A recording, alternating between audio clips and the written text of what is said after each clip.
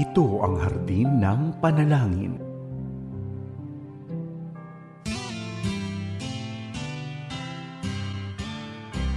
May harding mapananalanginan, doon si Jesus naghihintay.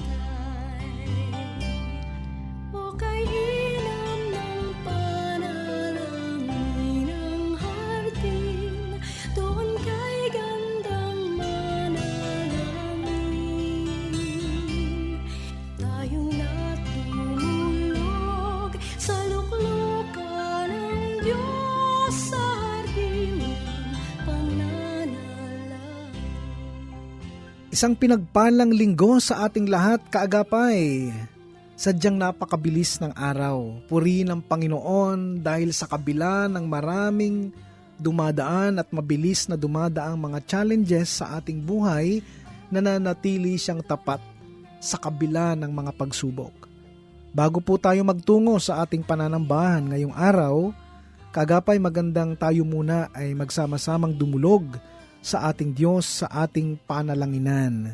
Pastor Ronald Llobrera po ito sa ating hardin ng panalangin. Tayo po ay broadcasting mula rito sa One Corporate Center, Ortigas, Pasig. Ako ang inyong hardinero tuwing Biyernes hanggang Linggo sa 702 DZAS FEBC Radio TV, Agapay ng Sambayanan. Napapakinggan at napapanood tayo sa Facebook Live at YouTube ng DZAS. Ganun din kaagapay sa 702 DZAS app.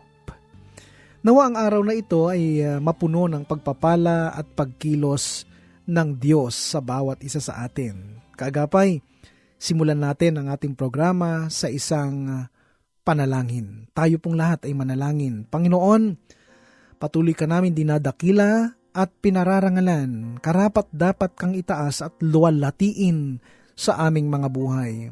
Sa oras na ito, Panginoon, muli kami idumudulog sa inyo, nagpapakumbaba sa inyong harapan, patuloy na umaamin sa aming mga limitasyon at kakulangan, Panginoon. Punuan niyo po, Panginoon, ang mga kakulangang ito, nang kami ay makapaglingkod ayon sa inyong kalooban. Pagindapatin niyo po kami, Panginoon. Patuloy din namin tinataas sa oras na ito ang aming mga kaagapay, anuman ang kanilang kalagayan sa buhay, Panginoon, amin silang ipinagpe-pray. Lord, alam namin na kayo po ang sentro ng tahanan sa mga mag-asawa at kayo rin, Panginoon, na nagpo-provide sa kanilang pangangailangan. Lord, pinagkakatiwala po namin sa inyo lahat sapagkat kayo ang Diyos na kung saan ay punong-puno ng pagmamahal at biyaya sa amin. Maraming salamat po. Ito po ang aming dalangin sa pangalan ng aming Panginoong Hesus. Amen.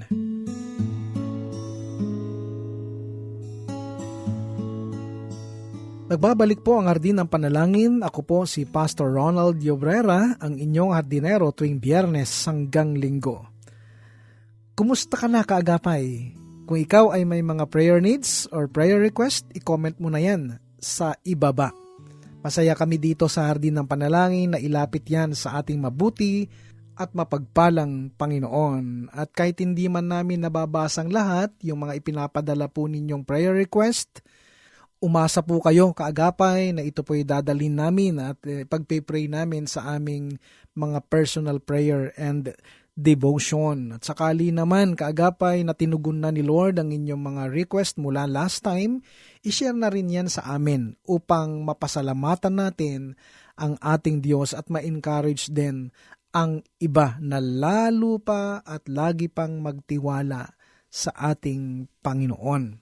At para sa ating pag-aaral ng salita ng Panginoon ngayong araw, kaagapay, buksan natin ang ating mga banal na kasulatan. Ang sabi sa Roma, Kabanatang 6, sa mga talatang 3 hanggang 7. Hindi ba ninyo alam na tayong lahat na nabautismuhan kay Kristo Jesus ay nabautismuhan sa kanyang kamatayan? Sa makatuwid, tayo'y namatay na at nalibing na kasama niya sa pamamagitan ng bautismo upang kung paanong binuhay muli si Kristo sa pamamagitan ng dakilang kapangyarihan ng Ama, tayo rin ay magkaroon ng panibagong buhay.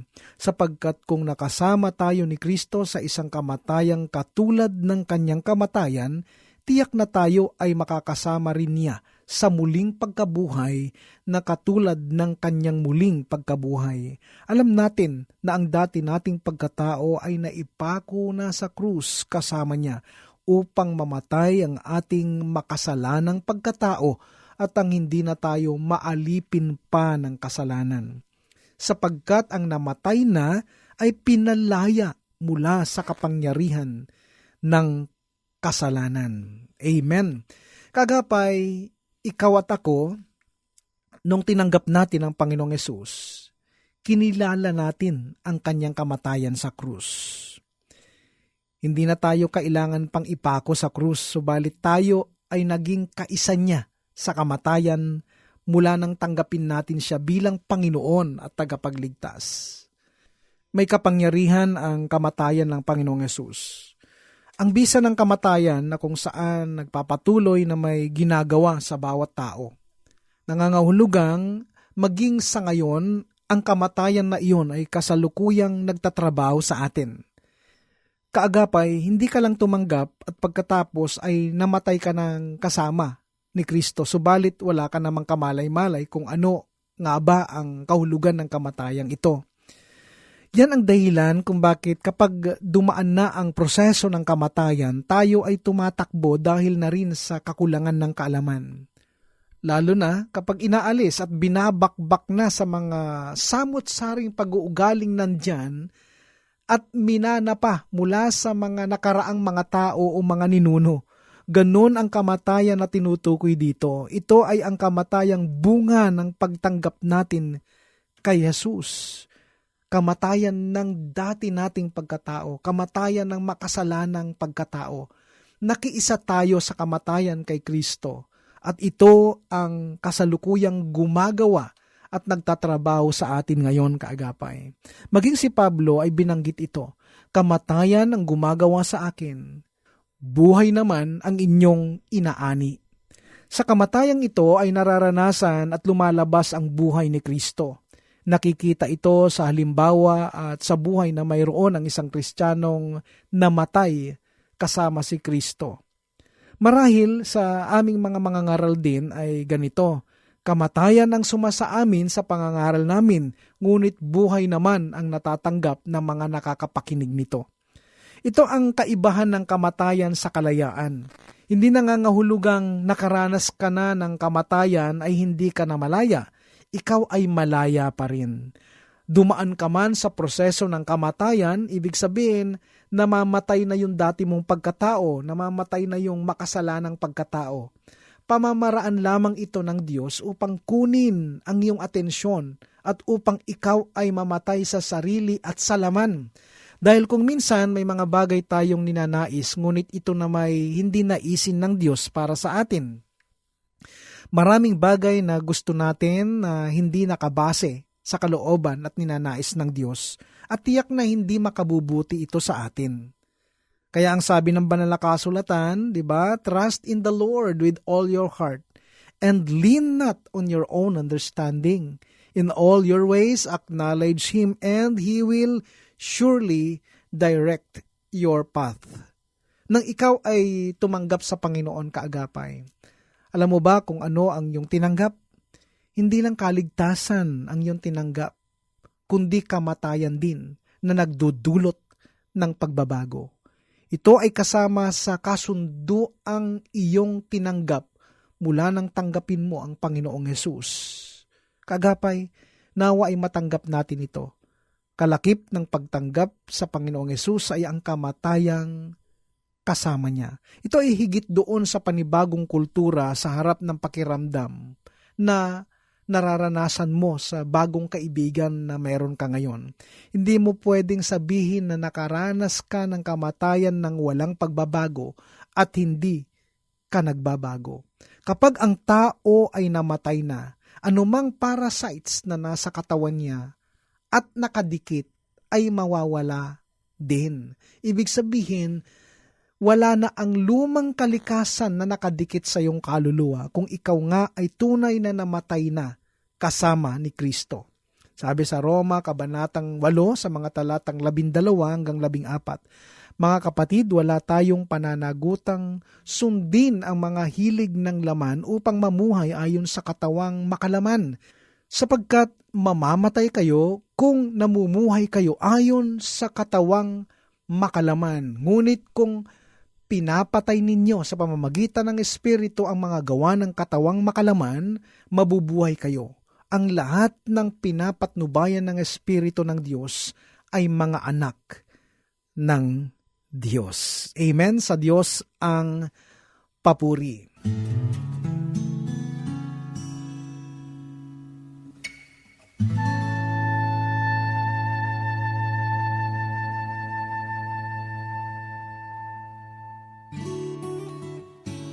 Sa diwa ng pagkakaisa, ating idalangin sa Diyos ang ating sambahan. Ako nga po pala si Pastor Joseph Gador Mirin. Tayo po ay manalangin. Dakila naming Diyos at mapagpalang Ama, maraming salamat po, sapagkat lalo pang nagiging maliwanag ang sinasabi ng inyo pong banal na kasulatan sa mga pangyayari na gaganap sa buong mundo. Kaya ang akin pong dalangin, Ama, na nawa kami pong mga manggagawa, mga miyembro ng mga kaiglesiyahanan sa iba't ibang dako ng mundo ay lalo pang magkaisa na manalangin, na humingi ng iyong tulong, na magpadala kayo ng marami pang mga misyonaryo sa iba't ibang dako ng mundo para ipalaganap, ipangaral ang ebanghelyo ng kaligtasan. Napakarami pa pong mga nangangailangan ng kaligtasan. Kaya tulungan niyo po kami, Ama, na lalo pang maging mainit ang aming pong mga puso sa gawain po ng misyon. Kaya pagpalain niyo po ang lahat ng mga manggagawa ninyo, lahat ng mga miyembro na talagang kalakip kasama sa gawain ito. Kung meron pa pong iba na hanggang ngayon ay hindi pa po nagiging bahagi, ipuin niyo po ang kanilang puso't kaisipan.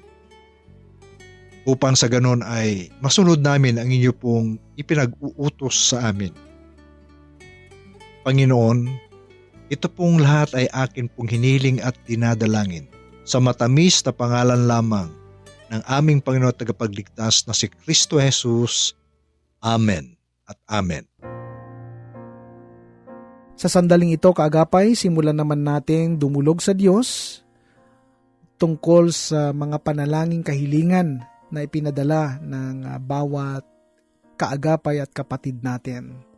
Tayong lahat ay dumulog sa Panginoon at manalangin. Panginoon, sa oras pong ito, muli kami ay lumalapit sa inyo, nagpapakumbaba, Panginoon, at umaamin sa aming mga kakulangan. Sa kabila ng mga kakulangan namin ito, Panginoon, kayo ay laging tapat, hindi nagkukulang sa amin. Inilalapit namin ang bawat panalangin kahilingan sa oras na ito at alam namin ang iyong katugunan ay laging napapanahon, perpektong panahon para sa bawat isang mayroong panalangin kahilingan.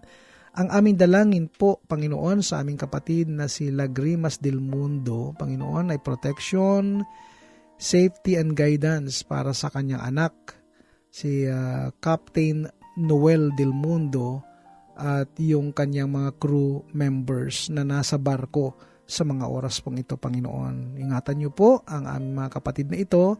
Kayo po, Diyos, ang kanilang maging tagapagprotekta sa kanilang buhay habang sila po ay nasa barko.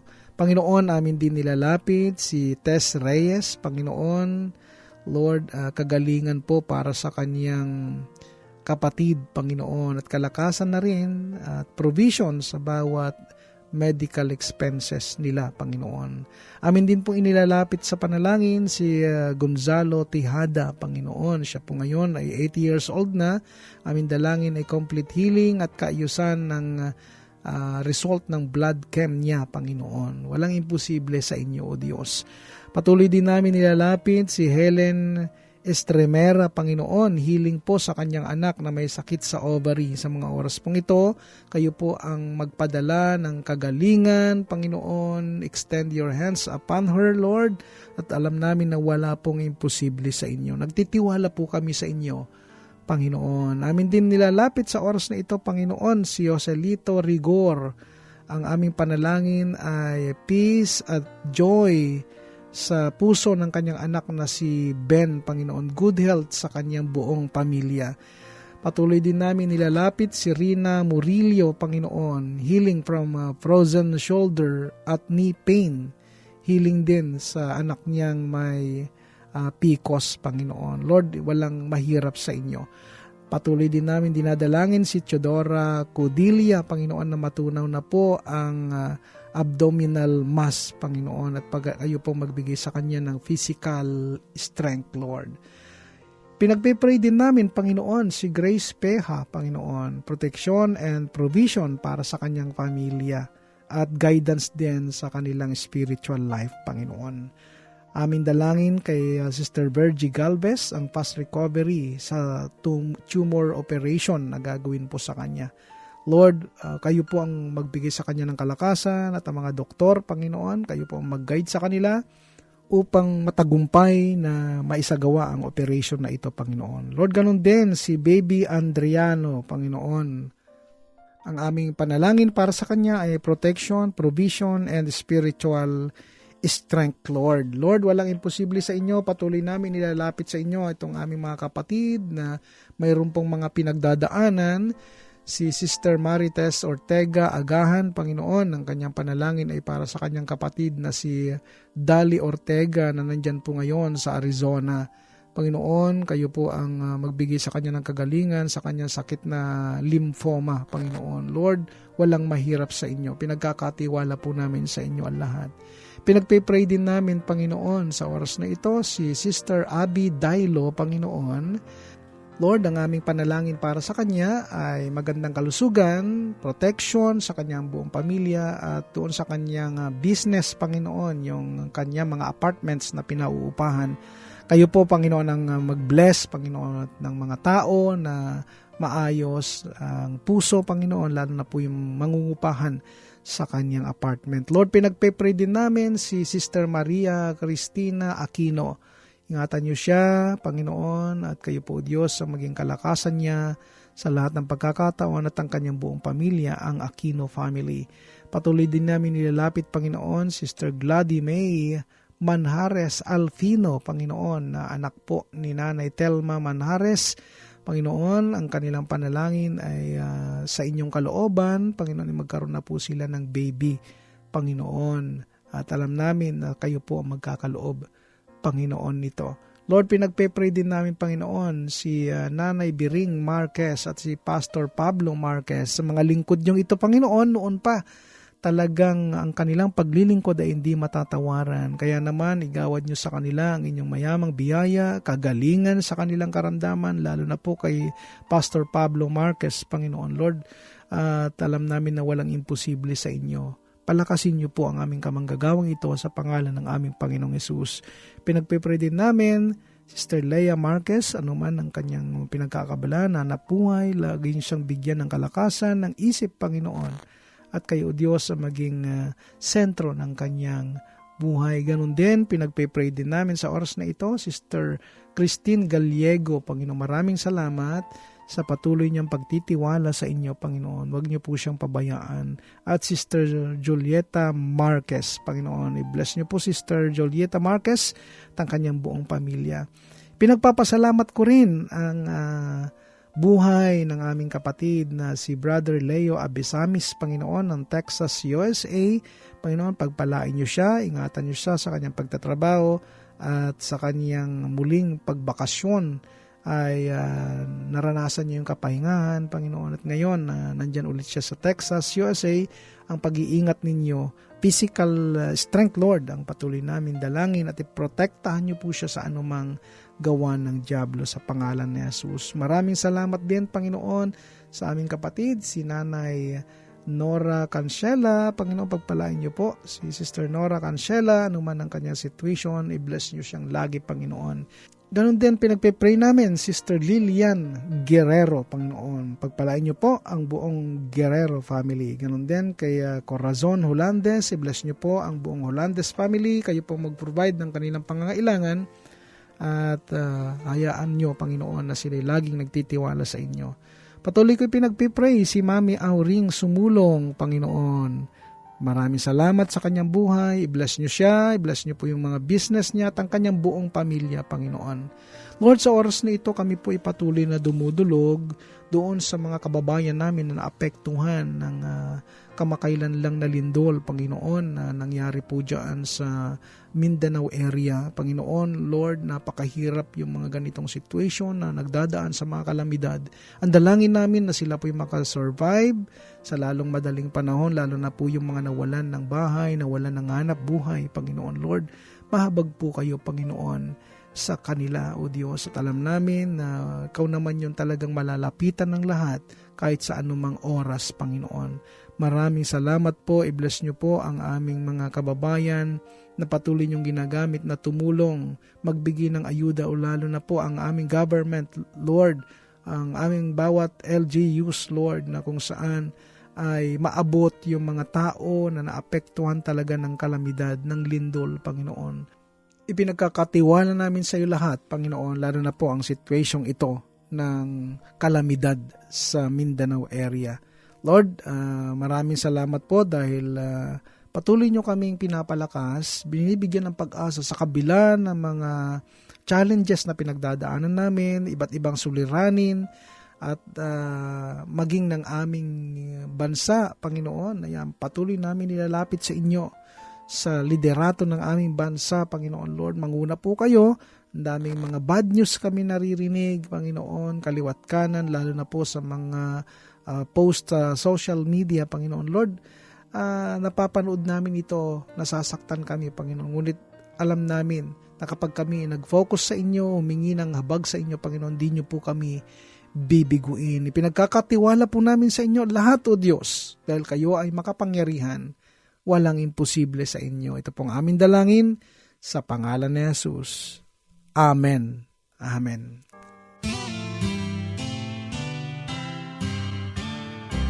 May harding mapananalangin.